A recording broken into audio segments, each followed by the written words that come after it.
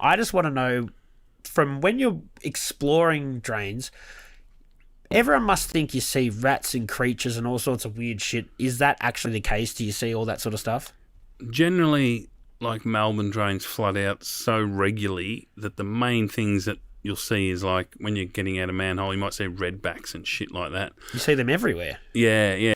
But we went up to Brisbane in May. We went in 5 drains and we saw 3 water dragons. Yeah, right. We saw heaps of cane toads. They're ugly as fuck. I set the camera down next to this cane toad, like so it was literally right in front of it. Eels in Brisbane, the water was clear, so you could just see cockroaches up there. Like they have like literally hundreds of them. Oh, bats.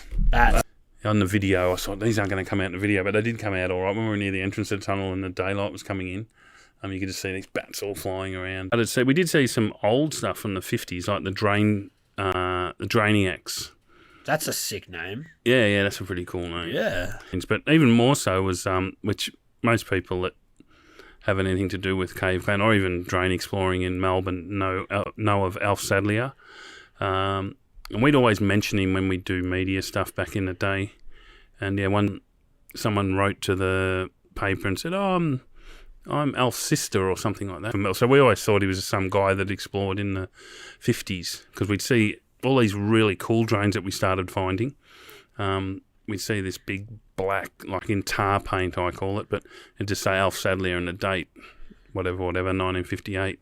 In the 50s? Yeah, I think even in the 40s. I'm pretty sure it was in the 40s. What we found out was that he worked for Melbourne Water, and he used to build the drains, and basically when they were about to put the last piece in, he'd get in and write his name. And when you're down there, can you hear if you're in the CBD, in Melbourne, can you hear the trams, can you hear the people, or are you that far removed from everything? Well, Melbourne is a good example where you can hear. So when I mentioned the one under Elizabeth Street, there's another one further along that's a bit more hardcore. But when we first did it, so there you're sort of going through this tunnel and you can crawl up to the gutters. And the first thing I remember, and this is how old I am, I can remember hearing the police blowing their whistles, directing traffic, which is probably even before you were born. Yeah. The police, you could hear their whistles, and the other thing I can remember is the Hare Krishnas, ching ching ching, coming through the tunnel through the. So that drain under the CBD used to be my favourite. That was one of my favourite things about it was the noise, and you could just hear people calling out, "Hey, what are you doing?" To other people on the street. Yeah. That was a good one. Generally, you don't hear stuff. With syringes, when there was a bit of a heroin thing, you'd see them sometimes. They tend to float. Although the worst they end up at the beach, sadly. Yeah, they end up at the beach. And St Kilda Darkie is a drain that, and that's tidal. So we do that as like a fun. I'll get back onto the animals in a sec. But the St Kilda Darkie, we go like. One we did where we all dressed up in suits, about 20 of us dressed up in suits. I got this on my YouTube channel. And we walked through this tunnel, and by the end of it, it's up to your chests, if you're depending on your height. And then we came out, and it was like a sunny day, and St Kilda Beach is just like packed, and there's like 20 of us walking out in these suits. We look like refugees that had, come off a sunken boat.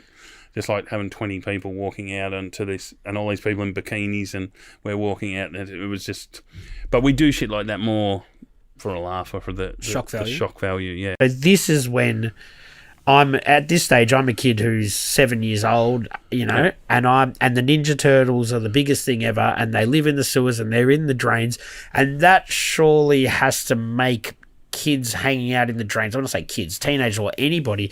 It just puts it on the radar a little bit more. I guess people are saying to you, "Oh, you're going exploring that stuff? That's like the fucking Ninja Turtles." You must have got sick of hearing that sort of thing. So when we did that first television thing with A Current Affair, we did we shot a video, or Matt, a friend of ours, shot a video of us watching it for the first time, like a reactionary. You know how you see those TikTok videos where they'll have someone watching the reaction videos, or response, or whatever they're called. I don't know. It's a side tunnel.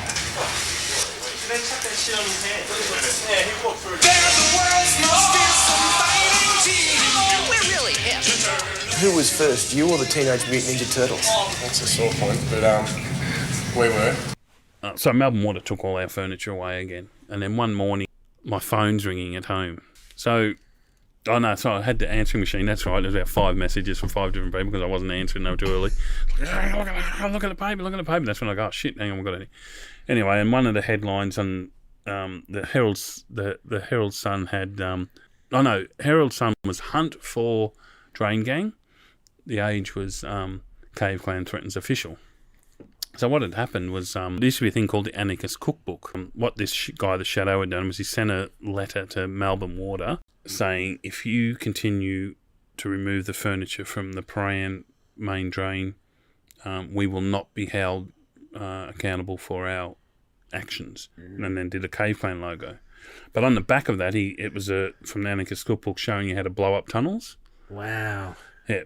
So we were like, oh, fuck. And you got to get rid of that guy quickly. Yes, which we did.